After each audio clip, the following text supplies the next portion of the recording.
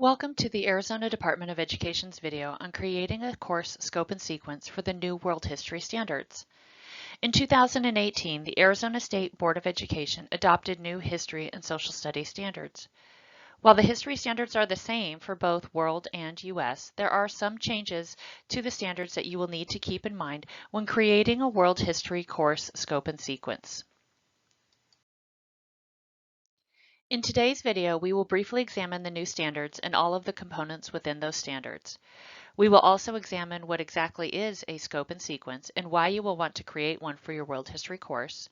And last, we will review how to create a course scope and sequence using the new standards. For a robust World History course, in your scope and sequence, you should include the following: disciplinary skills and processes standards.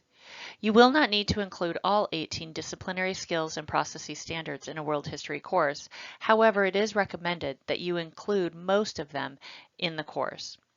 In your districts, you will determine which standards will be the focus in the different courses you create. It is expected that by the time the students graduate high school, they will have mastered all 18 standards during their required 3 credits of social studies courses. History standards are the next set of standards you will need to include in your course scope and sequence. The history standards are the same for both World and US history. Your district will determine which of the 20 standards will be taught in World history, US history, or in both. The disciplinary skills and processes standards, along with the history content standards, will be the bulk of the standards you will include in your scope and sequence. The new standards are not like the old ones, in which classes were siloed and you only included the POs in the content area you taught. The new standards are meant to be like a cafeteria, where you pick and choose standards from all content areas to create a course. Every high school social studies course should include a conglomeration of disciplinary skills and processes, content standards from all 4 social studies areas: civics, economics, geography, and of course history. Again, by the time the students graduate, they will have mastered all the standards in all the areas. It's no longer just the responsibility of the world history teachers to teach geography. The last component to add to a world history course are the world history course considerations. Course considerations give content guidance that should be included when creating a World History course scope and sequence. These course considerations are not optional, and you should cover all of the major ideas, themes, and concepts within a World History course scope and sequence. Now that we're familiar with the components of a World History course, you and your district will need to create a scope and sequence. The purpose of a scope and sequence is to improve student performance, reduce gaps in achievement, avoid unintended repetition, create collaborative experiences for educators, and to highlight cross-curricular opportunities. And lastly, it helps teachers be more effective when creating lesson plans to make the most of their time. The scope of a course lays out the content that is to be taught within a course, and also the depth of knowledge required by students. While the sequence is the order or manner in which you organize the content. This can be done in a variety of ways. Traditionally, a world history course is taught chronologically. However, the new standards are flexible to allow you to organize your course in any number of ways, like thematically, regionally, chronologically, or even using case studies of different eras. It is completely a local decision to be made to meet the needs of your students. Think outside the box, move content around, make connections to other areas, whatever works best for your district, your school, and your students. The major components to include in your scope and sequence are the following: a purpose for the course, along with objectives or goals students should achieve. Standards. Remember that it's a cafeteria-style process where you and your district will determine which of the disciplinary skills and processes standards to include, the history, civics, economics, and geography content standards to include. You will also include the course consideration topics, themes, and concepts when creating your scope and sequence. Using the standards in the course consideration, you will also then create units along with time durations for each unit in your scope and sequence. Next, you will include recommended or possible activities and resources for teachers to use when they create their lesson plans. The last component of a scope and sequence are the assessments. These will be both formative and summative and should include any district benchmarks or directives teachers are required to complete. Let's begin with the purpose and objectives. You will want to keep in mind what is the purpose for creating your world history course. As you answer this question, be sure to clearly define the purpose of the course. Then create the goals and objectives. Keep in mind benchmarks, district requirements, directives, summative exams, skills to master, and content to know.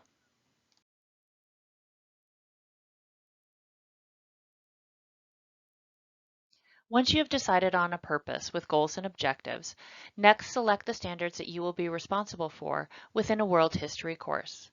These need to include some of the disciplinary skills and processes standards, some of the history content specific standards, some of the civics, economics, and geography content specific standards. Then, use the World History course considerations to create your units and align those selected standards to fulfill your purpose, goals, and objectives for each unit. For example, select some disciplinary skills and processes, then some history standards, some civics and economics, and lastly some geography standards to include in your scope and sequence. Next are units and time. Again, always keep in mind your purpose, goals, and objectives for the course. After the standards have been selected and the World History course considerations have been looked at, you will now chunk both of those into manageable units. You will order those units into whatever works best for your students. Keep in mind the units can be thematic, regional, case studies, or chronological. Then assign a tentative duration to each unit. A backward design model is always a good place to start, meaning you start at the end, either at the end of the school year or the end of the semester and work backwards. How many weeks do you have to teach a certain amount of content? Be sure to include known entities like assemblies, holidays, testing dates, especially in the spring, and leave time for remediation. Life happens, so add a few buffer days. To incorporate inquiry into your units, develop compelling questions that align to the standards taught in each unit. These questions will provide focus for the unit and establish an environment for critical thinking and inquiry in a world history course. Next are your activities. Again, with your purpose, goals, and objectives in mind. Think of potential activities to include in your units. Activities can include the following: specific inquiries, resources available to teachers to create lesson plans, vertical alignment activities to show a progression of skills from one grade level to the next in social studies, any cross-curricular integration, like combining some STEM activities when teaching about the scientific revolution, any local context that can add to your world history course, like Father Kino in the Tucson area. Plan activities that can add enrichment for those students who need it. Inquiry is a terrific way to do this. Also, add in time for remediation possibilities. This ensures that students will meet certain mastery levels of all the standards in the course that you create. Last are the assessments for the scope and sequence. Using your purpose, goals, and objectives as your guidelines, create formative assessments to be used throughout the scope and sequence and in each unit. These can be tied to any district benchmarks you may have. Also, create summative assessments. These too should be created for each unit. Keep in mind a summative and formative assessment, for that matter, does not have to be a typical multiple choice exam. It can be a writing sample, a discussion, a portfolio, or whatever you choose. Also, plan for any district assessments you may need to have your students take. So what does all this look like? Here is a generic year at a glance. It should contain a list of all the units to be taught in the course, the order in which they are to be taught, and the duration for each unit. You should also include the list of disciplinary skills and processes standards, history content specific standards, additional social studies content standards from civics, geography, and economics.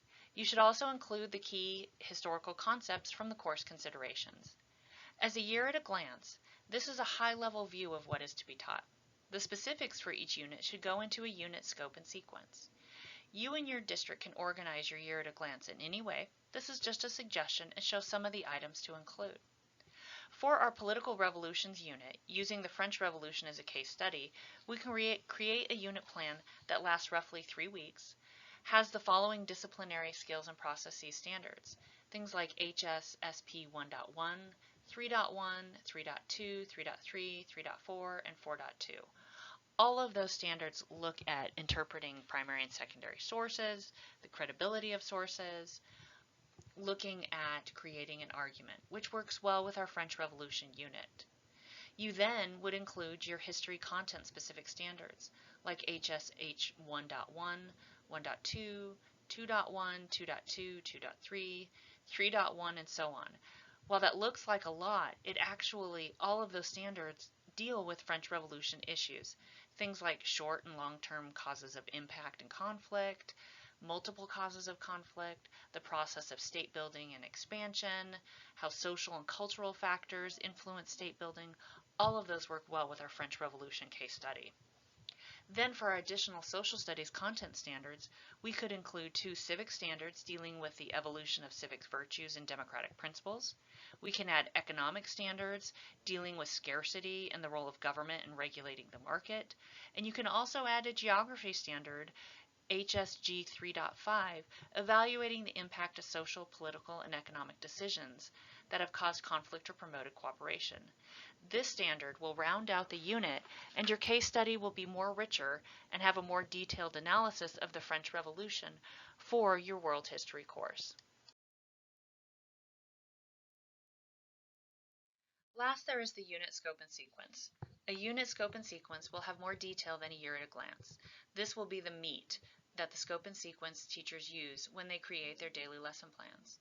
Items to include in a unit scope and sequence are a unit title, duration, goal, objective, or compelling question, the disciplinary skills and processes standards to be taught, the history content specific standards to be taught, all additional social studies standards to be taught from civics, economics, and geography. Historical key concepts or vocabulary can be added to a unit scope and sequence.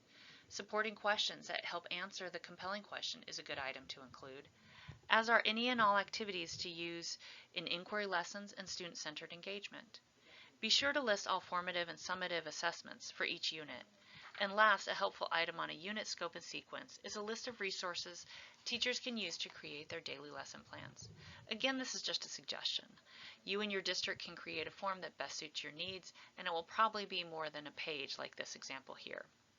So let's add some information to our unit scope and sequence. Again, we're going to use our political revolutions unit with a focus on the French Revolution as a case study. Fill in the duration. In this case, the compelling question I've created is who's the man? You will want to fill in all boxes for the standards to be taught. Note that we will include disciplinary skills and processes standards, history content standards, and additional standards from civics, economics, and geography, and items from the course consideration. You will want to include supporting questions. Here are just a couple. Was it economics, politics, or social issues that caused the French Revolution? Was the Reign of Terror justified? And did Napoleon end the revolution? Activities can include all sorts of teaching methods like document analysis, written work, and oral discussions, to name a few. Assessments, both formative and summative, can also have variety. You can have students turn in their annotations of documents they read, analyze paintings or political cartoons, or assess their arguments in a debate. These are just a few, as again your scope and sequence will be much more detailed than this. Another suggestion to include are resources that teachers may use. This can be a list of documents, images, lessons, etc. that are all useful when teaching your scope and sequence. Finally, add extensions and create balance in all of your units. For example, look at other 18th century leaders like Mehmed IV of the Ottoman Empire or Kangxi of the Qing dynasty in China. Why were there not revolutions in their kingdoms, and they were just as much an absolute ruler as Louis XIV? Then you can take it a step further and relate the French Revolution to today. Why does President Macron's government look nothing like Louis XIV's? And with balance, is Erdogan in Turkey a modern-day Mehmed IV? Or comparing Kangxi and President Xi Jinping of China, are they the same? These questions also lend themselves to enrichment for advanced students by finding other new avenues of thought. Remember, with all scope and sequences for any class is that they should be a living document, to be updated and revised periodically. A scope and sequence should be a realistic plan that teachers can use to easily implement the new standards. Thank you for watching our video on creating a scope and sequence for the new World History Standards. For questions or concerns, please contact either Tammy Waller at tammy.waller@azed.gov or Linda Burrows at linda.burrows@azed.gov, or you can visit the Arizona Department of Education Social Studies Standards website at any time. Thank you.